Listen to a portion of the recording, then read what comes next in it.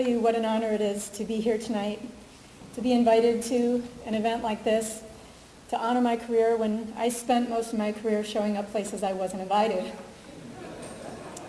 I started wrestling back in Ann Arbor in 1975, and I was part of a team that was led by a guy named John Nordlinger, who welcomed me in the room and just told all the other boys who sat there looking with their mouths open when I showed up, just go ahead and wrestle, it's no big deal. And all the kids said, all right, and it was over. And we went to a lot of tournaments, and that's not what most of the coaches had told their team. And it was pretty dramatic. There were sometimes fights, people trying to hit my dad. I had a coach named Mark Johnson who nobody tried to hit too much. He was a pretty big guy, an Olympian himself. I had teammates like Zeke Jones.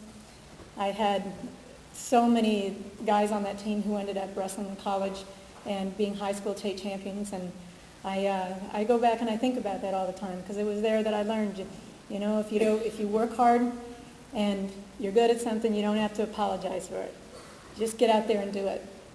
And I want to thank very much my parents, my dad, Jim McNaughton, Carol Burton, and Tim Burton for supporting me throughout my career, for standing behind me in times when I didn't feel like there were many people who would. My children, Tassie and Townsend especially, who sacrificed so much when I was gone overseas. Tassie went to her first wrestling practice when she was 6 days old with me. I went to her first tournament with me when she was 5.5 weeks old. I went to France on my back when she was 2 months old and Russia at 9. Poor kid. I found that it's not good to take a kid overseas when you're going to compete because they don't change time zones. That was a tough tournament.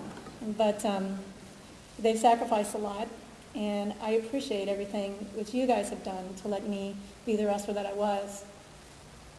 Other people that I'd really like to thank are the wrestlers, the elite men's teams in the 1990s. Since I didn't have a team to ever be a part of, I wasn't recruited to a college, I didn't wrestle in high school, I stayed and watched Bobby Douglas's national championship team and sat in the corner and watched.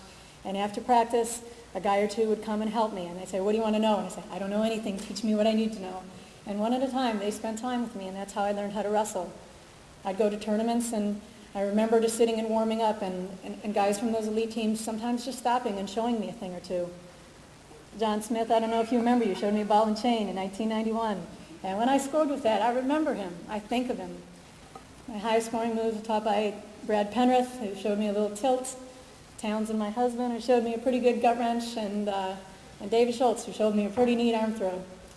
And when I scored with him, I think of him all the time because I know I won those matches from the little piece of knowledge somebody passed on to me. And the wrestling community is filled with great people. Once you get filled with that wrestling knowledge yourself, you can't help but listen to that little itch that says, go back out, just show somebody else. And I think about John a lot because I don't think anybody in that place in 1991 really wanted to see the girls at this tournament too much. And I think he just saw me doing something wrong, and it wasn't personal. He just couldn't stand to see me do it wrong. And he came over and said, that's not how you do that. But he couldn't help it but to teach me, and that's been kind of a story of my career. People spend a lot of time with me. They didn't have to. There was no reward in it, and sometimes they even got some ribbon for all the help that they gave me, but I owe all of those wrestlers all of my my world medals and my Olympic experience that I got to have as a coach. It's from them giving back. I really want to thank Art Martori. I tell him all the time, without Art, I would never have gone to tournament.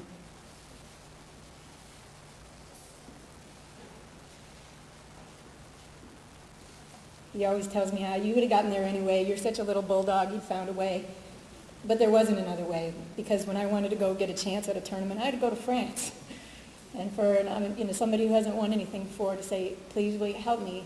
I've got this much, I can get this together. He found a way and said, well, I've heard that you're in practice every day, you do the things, and he sent me. And I appreciate you for believing in me from the beginning all the way to the end. And I'm thankful for all you've done, not just for me, but for the women's wrestling team and for making it a leading sport in this world now and in the Olympic Games. Lastly, who I really need to thank, well, before I do that, I do have to thank the people who gave me I didn't even have a pair of shoes. Jim Keene, the guys over at Brute, and the guys at ASICS, you guys outfitted me in all different years, and a little thing here and there, because like I said, I didn't have a pair of shoes or a warm-up, and I was going to different countries, and they made me look good, and that sort of made a difference when you show up the only one in another country by yourself with no coach. I was really happy to have a warm-up that matched. But I do have to thank my husband, Townsend, who has been in my corner out of 16 different world and national championships. I won 15 of them and took a silver in the other. The only time I lost in the Worlds is when he wasn't there, and the time that he was there and he got kicked out of the corner for wearing the wrong shoes. So, but I do want to thank Townsend, not just for what he's done for me in wrestling, but for being my husband. And I know this may be hard for some of you in the audience to believe that sometimes I'm a little hard to live with, just a little.